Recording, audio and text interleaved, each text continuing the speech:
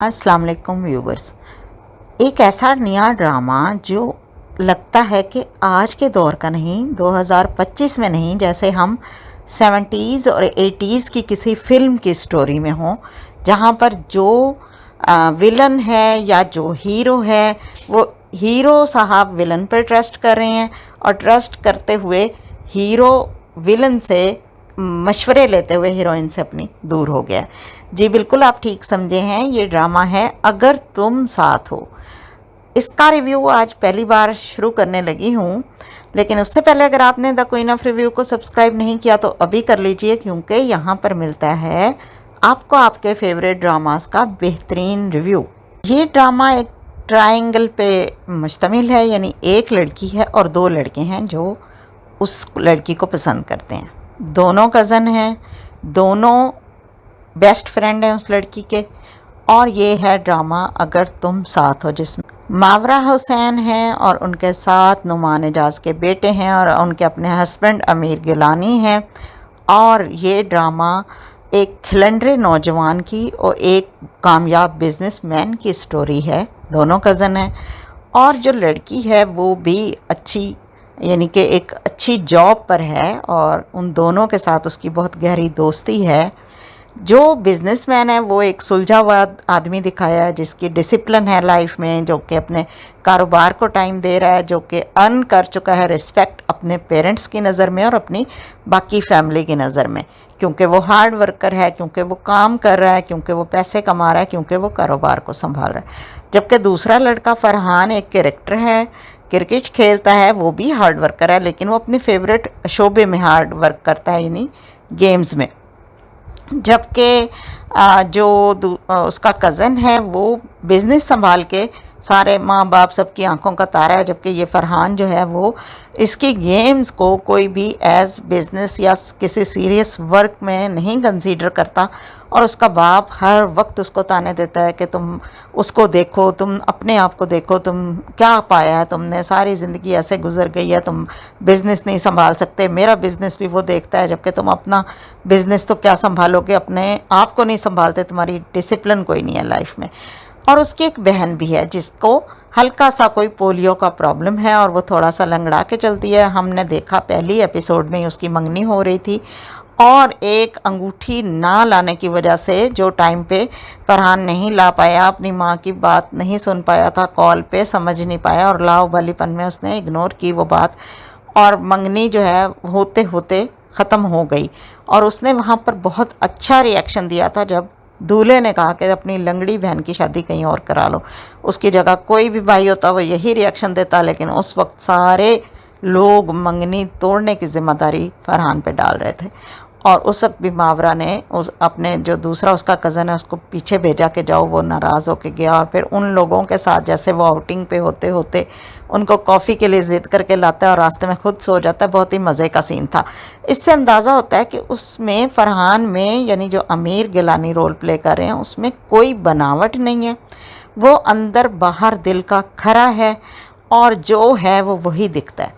जबकि दूसरा जो उसका कज़न है वो हम अगली एपिसोड्स में देख चुके हैं कि किस तरीके से जब उसको पता चलता है कि फरहान अगर रमशा को पसंद करता है, जो कि मावरा हुसैन है, तो वो ख़ुद भी उसको पसंद करता था और वो उसको हासिल करने के लिए उसने फरहान से कहा कि तुम लाहौर वाली फैक्ट्री देखने चले जाओ और बिल्कुल जी बहुत मेहनत करना और किसी को फ़ोन भी ना करना, किसी से रब्ता भी ना करना और अपनी इज़्ज़त कमा के वापस आना। इसीलिए मैंने स्टार्ट में कहा कि ये 70s और 80s की किसी फिल्म की स्टोरी लगती है, जहाँ विद इन पाकिस्तान और आज की टेक्नोलॉजी के दौर में और व्हाट्सएप और बाकी सारे जो हमारी ऐप्स हैं कॉलिंग की, टेक्स्ट की, उन सब की मौजूदगी में भी फरहान ने उसकी बात पर मनो अमल किया और उसको ये मशवरा देने वाले ने भी नहीं सोचा कि ये कौन सा ज़माना है। चले अगर फरहान खुद किसी से रब्ता ना करता तो क्या उसके माँ बाप ने उससे रब्ता नहीं करना था?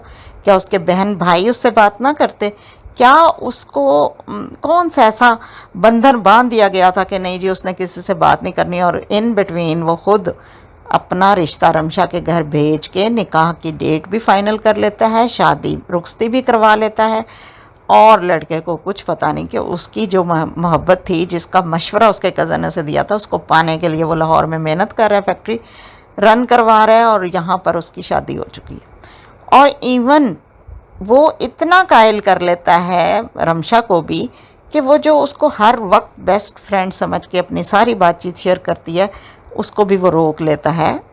ये जो नुमान एजाज का बेटा, मुझे सॉरी इधर उस कैरेक्टर का नेम नहीं याद आ रहा जो कि ड्रामा में है।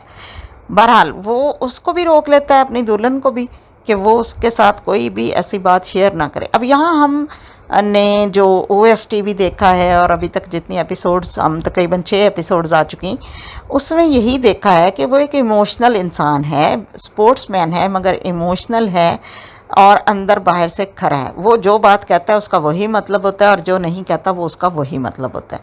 यहाँ पर अगर वो सीरियसली काम करने लाहौर गया था तो वो वाकई सीरियस था। वहाँ उसकी खालाजाद भी उसके पीछे पड़ी है, जो कि हमने देखा है कि वो कभी उसको फूड स्ट्रीट ले जा रही है, कभी कैंडल लाइट डिनर के लिए उसको घर में ही प्रोग्राम बना के बैठी है डाइनिंग टेबल। अब यहाँ से बात ये भी शुरू हुई कि जी फरहान की माँ को उसकी खाला ने कॉल करके कहा कि वो और नवीन आपस में एक दूसरे को पसंद करें। अब माँ इतनी फुअड़ होगी कि उसने अपने बेटे से भी नहीं पूछना कि हाँ भाई तुम्हें नवीन पसंद है कि नहीं, और वो बाप से कह रही है कि चलें जी अब हम इसका रिश्ता मांगते हैं। यानी हर लिहाज से ये एक ऐसी स्टोरी है जो कि बिल्कुल फ्लॉप है, जो कि 70s और 80s के दौर में शायद चल जाती, आज के दौर में बिल्कुल भी नहीं चलती, क्योंकि ऐसा कभी हो ही नहीं सकता आज के दौर में कि कोई इंसान किसी के साथ डिसकनेक्ट हो जाए इसी मुल्क में रहते हुए। यहाँ तो आप आउट ऑफ मुल्क चले जाएं, किसी दुनिया के किसी हिस्से में चले जाएं, डिस्कनेक्ट नहीं रह सकते हैं। ऐसी ऐसी सहूलतें हैं अब तो। और वहाँ पर जनाब ये सूरत हाल है, ना वो किसी का स्टेटस लग रहा है, जी मेहंदी हो रही है, बारात हो रही है, शादी हो रही है, रिश्ता तय हो रहा है, कुछ भी कहीं से उसको नहीं पता चल रहा। और जब पता चलता है तो वो तब पता चलता है जबकि वो शादी हो चुकी है। अब उसका एग्रेसिव होना, उसका वापस कराची आना और वो सारा जो आगे कहानी चलेगी वो देखते हैं कि रमशा उसके बारे में क्या सोचती है, क्योंकि वो रमशा से ज़ाहिर मोहब्बत करके नहीं गया था, लेकिन रमशा के शौहर को तो पता है ना कि वो फरहान जो है वो रमशा को पसंद करता था। अब फरहान अगर रमशा से बात करता है तो चूँकि वो तो बचपन से एक साथ खेले बड़े हुए हैं ना तीनों, तो क्यों बुरा लगता है रमशा के शौहर को? क्योंकि वो अंदर से जानता है ये बात कि रमशा और फरहान बेशक एक दूसरे को नहीं बता पाए हैं, लेकिन फरहान रमशा से मोहब्बत करता है। और जिस दिन फरहान की ये बात मालूम हो गई रमशा को, हो सकता है वो उस वक्त रमशा उसके बारे में सोच ले। बहरहाल ये सारी एक उलझन और एक कहानी, और एक ऐसी कहानी जो हम टीवी पे दिखाई जा रही है, तो मुझे लगता है शायद इसमें आगे जाके कोई ख़ास पैगाम हो सोशल इश्यूज़ के हवाले से, सोसाइटी की खिदमत के हवाले से, या सोसाइटी में चेंज लाने के हवाले से। लेकिन फ़िलहाल जितनी मैंने ये एपिसोड्स देखी, उनमें जो कुछ मैंने देखा वो मैंने आपके साथ शेयर कर दिया है। आप भी मेरे साथ इन टच रहें इस ड्रामे को, और देखते रहेंगे और रिव्यू भी करते रहेंगे। अगर आपको इस ड्रामे में कोई बात बेहतर लगी है, जो आपको लगता है कि आज के दौर में इस तरह की स्टोरीज़ हो सकती हैं उसके फेवर में, तो ज़रूर कमेंट्स बॉक्स में बताएं और अपने फ्रेंड्स और फैमिली के साथ द क्वीन ऑफ रिव्यू को शेयर करें। Thanks for watching. अल्लाह हाफिज़।